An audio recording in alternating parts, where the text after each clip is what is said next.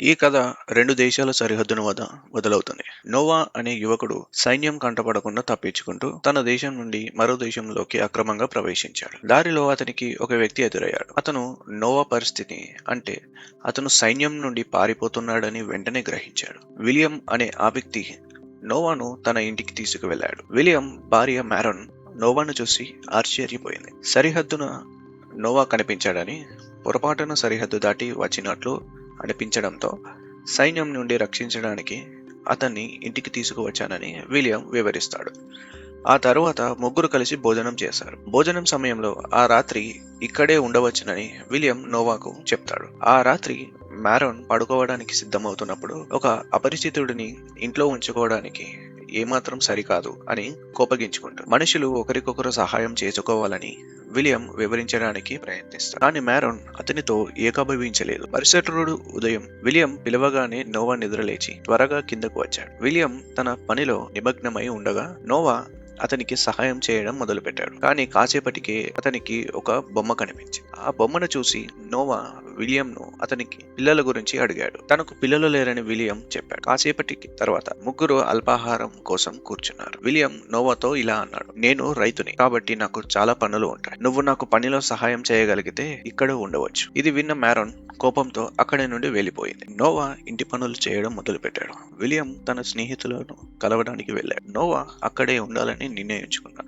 కానీ ఆ నిర్ణయం మ్యారన్ కు నచ్చలేదు. కాసేపటికే విలియం తన స్నేహితులతో కలిసి మద్యం సేవించడానికి వెళ్ళాడు. మరుసటి రోజు ఉదయం నోవా ఏదో తయారు చేస్తుండగా విలియం అతని దగ్గరకు వచ్చి ఏం చేస్తున్నారు అని అడిగాడు. తాను ఒక ఉంగరాన్ని తయారు చేస్తున్నానని, దాన్ని విలియం మ్యారన్ కు ఇస్తే ఆమె సంతోషిస్తుందని నోవా చెప్తాడు. దీనికి విలియం ఆశ్చర్యపోయాడు. అతను ఇంకా పూర్తి కాని ఆ ఉంగరాన్ని చూసి ఇలా ఇష్టపడ్డాడు. ఆ రాత్రి విలియం ఆ ఉంగరాన్ని మ్యారన్ కు ఇచ్చాడు. దాంతో ఆమె ఎంతో సంతోషించింది. మరుసటి రోజు ఉదయం సూర్యోదయానికి ముందే విలియం నోవాను వేటకు తీసుకువెళ్తాడు. వేట కోసం ఎదురు చూస్తున్నప్పుడు విలియం అతడితో ఇలా అన్నాడు: నాకు పెళ్ళై 10 ఏళ్లు గడిచినా పిల్లలు లేరు. నువ్వు మ్యారన్ ను ప్రేమించి ఆమెకు ఒక బిడ్డను ప్రసాదించాలని నేను కోరుకుంటున్నా. ఇది విన్న నోవా మౌనంగా ఉండిపోయాడు. ఇంటికి తిరిగి వచ్చిన తర్వాత నోవా విలియంతో, నేను మ్యారన్ ను ప్రేమించలేను. మీ ఇద్దరి పట్ల నాకు ఎంతో గౌరవం ఉంది. కాబట్టి అలాంటి ఆలోచన చేయడం కూడా నాకు సరికాదనిపిస్తుంది. ఈ ఇంట్లో ఉండటం నాకు తగదనిపించి నేను వెళ్ళిపోతున్నాను. ఆ మాటతో నోవా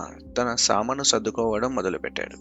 విలియం క్షమాపణ కోరగా నోవా వెంటనే అతని క్షమించాడు. విలియం కోరిక మేరకు పనుల్లో సహాయం చేయడానికి నోవా అక్కడే ఉండటానికి అంగీకరించాడు. ఆ తరువాత పొరుగింటి పిల్లలు విలియం ఇంటికి వచ్చారు. నోవా తన ఉనికిని బయట పెట్టకూడదు కాబట్టి దాక్కుని వారిని గమనించారు. పిల్లలతో విలియం ఎంతో సంతోషంగా ఉన్నాడు. పిల్లల పట్ల విలియం చూపించిన ప్రేమ నోవాకు లోతైన ఆలోచన కలిగించింది. పని చేస్తున్నప్పుడు నోవా విలియంతో, నేను మ్యారన్ కు దగ్గరవ్వడానికి సిద్ధంగా ఉన్నాను అని చెప్తాడు. విలియం మరియు మ్యారన్ భోజనం చేస్తున్నారు. ఆ ఇంట్లో ఒక బిడ్డ అవసరమని, దానికి నోవా సహాయపడగలడని విలియం అంటాడు. విలియం మాటలకు మ్యారన్ ఆశ్చర్యపోయింది. ఆమెకు ఆ పని చేయడం ఇష్టం లేదు. కానీ విలియం ఆమె అభ్యంతరాలను వినడానికి నిరాకరించాడు. భోజనం తర్వాత ఏకాంతంగా గడపడానికి వీలుగా విలియం నోవాను మ్యారన్ గదికి తీసుకువెళ్తాడు. నోవా మ్యారన్ తో ఏకాంతంగా గడపడానికి ప్రయత్నించాడు. కానీ అలా చేయలేకపోయాడు.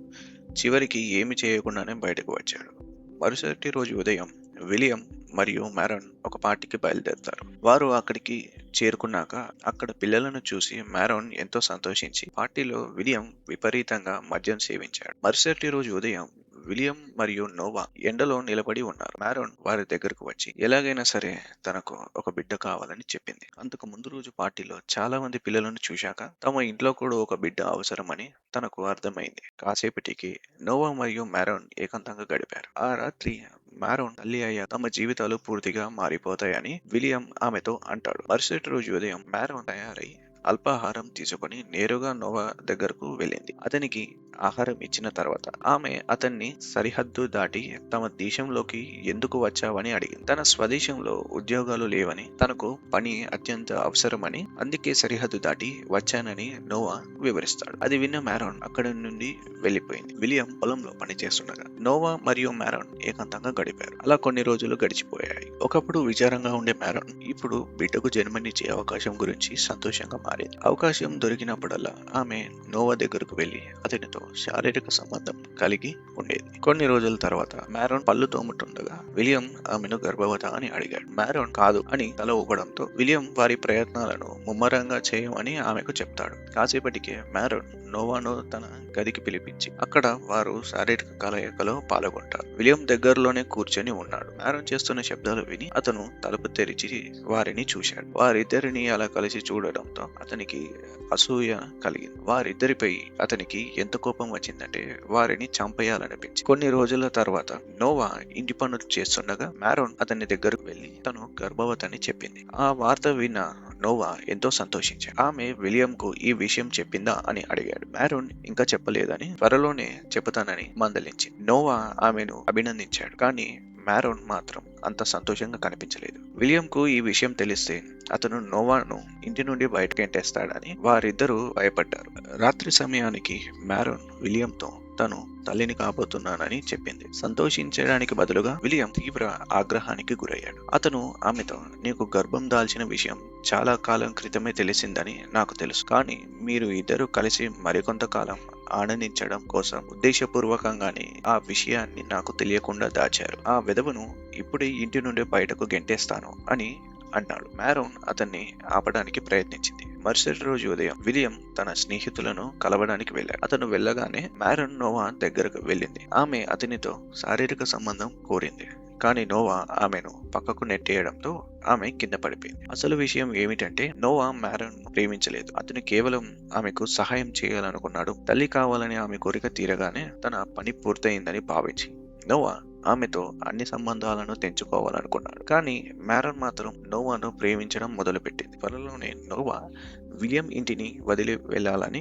నిర్ణయించుకుని ఆ ప్రాంతానికి సంబంధించిన మ్యాప్ జాగ్రత్తగా పరిశీలించాడు. తన సామాను సర్దుకోవడం మొదలు పెట్టగానే ఒక అపరిచితుడు అక్కడ ఉన్నాడని విషయం తెలుసుకున్న సైన్యం విలియం ఇంటికి చేరుకుంది. వారు వెంటనే నోవాను అదుపులోకి తీసుకుంటారు. నోవాను జైలుకు తీసుకువెళ్తుండగా విలియం మరియు మ్యారోన్ ఆ దృశ్యాన్ని చూస్తారు. నోవా పట్టుబట్టడంతో మ్యారోన్ తీవ్ర ఆవేదనకు గురవుతుంది. సైన్యాన్ని పిలిపించింది విలియమే అని నోవా భావిస్తాడు, కానీ వాస్తవానికి అది నిజం కాదు. విలియంకు నోవాపై కోపం ఉన్నప్పటికీ ప్రతీకారం తీర్చుకోవడానికి అతన్ని సైన్యానికి అప్పగించే ద్వేషం ఏమాత్రమూ లేదు. నిజానికి నోవా తనను కిందకు నెట్టేసిన తర్వాత ప్రతీకారం తీర్చుకోవాలని నిర్ణయించుకుంది. ఆమె అతన్ని ప్రేమించింది, కానీ అతను ఆమె ప్రేమను క్షణంలో తిరస్కరించాడు. అందుకే నోవా ఉన్న చోటు గురించి ఆమె సైన్యానికి సమాచారం ఇచ్చింది. సైన్యం అతన్ని తీసుకువెళ్లడంతో ఆమె ప్రతీకారం పూర్తయింది. నోవా తన హృదయాన్ని గాయపరిచినందుకే